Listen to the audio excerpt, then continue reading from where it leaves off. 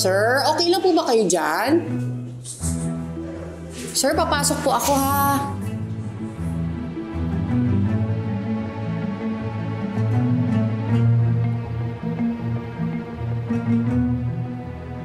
Stop! Wait lang! Ha? Anong ginagawa mo dito? Pupuntahan ko si Sir Darius, pero para kasing may kumalabog sa loob. Ano ka ba? Wala yun. Wala yun. Ano ka ba kasama lang ni Sir Darius yung girlfriend niya? Kaya huwag natin silang istorbohin, no? Ay, wala yun. pasensya ka na ha. I'm sorry, okay? Sandali. Para. Darius, please. Para, stop! Stop! Hindi mo alam ang ginagawa mo, lasing ka. Tsaka hindi kita gusto. Sino ba gusto mo? It doesn't matter. I think you have to go. Darius, please.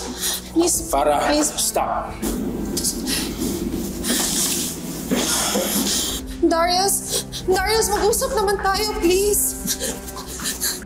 Sir, please.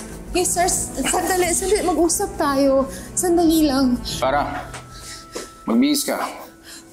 Ayusin mo sarili mo. Missy, don't take this the wrong way. Walang nangyari sa amin dalawa. At kumari lang, huwag nang makalabas dito.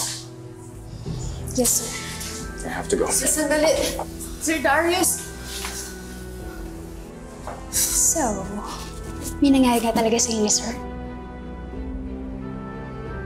Kung meron, hindi sana nasa loob pa rin kami.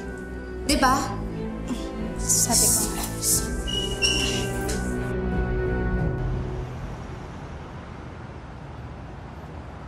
May jowa? Sigurado ka? Eh, di ba? Sabi niya, single siya. Anyari? Eh, yun yung sabi nung staff niya. Nakasama daw niya yung girlfriend niya doon sa loob ng opisina. Nagkakalabugan daw sila doon. Huh? Ay, naku bro.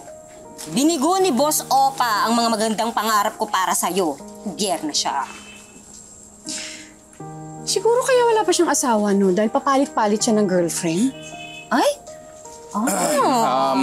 Hindi ako ganun, Lucy. 3 taon na akong walang girlfriend at hindi ako nakikipag-date. At hindi rin ako nagbibigay ng mga bulaklak sa mga babae. Unless, of course, I care for her.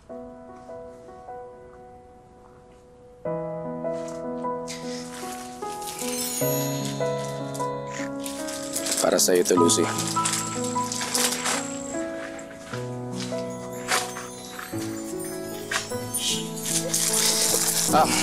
Nandito nga pala yung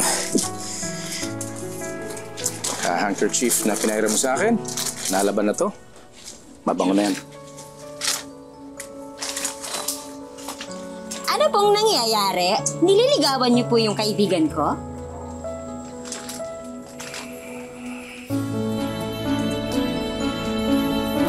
Salamat sa flowers. You're welcome.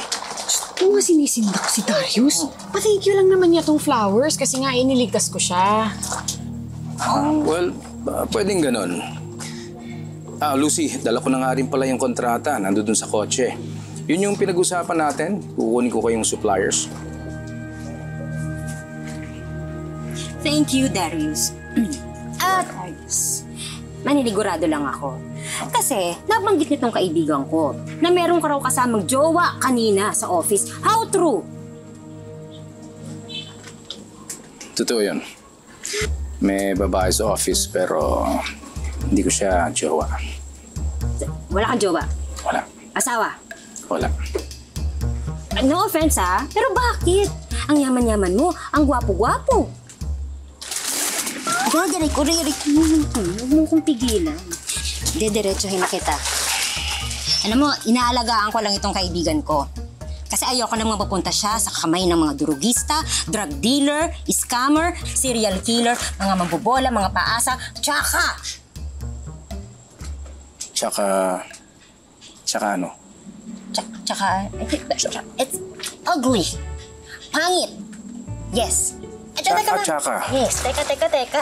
Huwag mo ubayin yung usapan. Yung pala yung tsaka. Anong intensyon mo sa kaibigan ko? Uy, anong intention? Ay, pasensya ka na. Marami pa kasi ako i-deliver eh. Sayang yung oras. Okay lang yun. Gusto mo, tulungan na kita. Don't worry. Sasagutin ko rin naman lahat ng mga tinatanong ng BFF mo tungkol sa akin. Okay?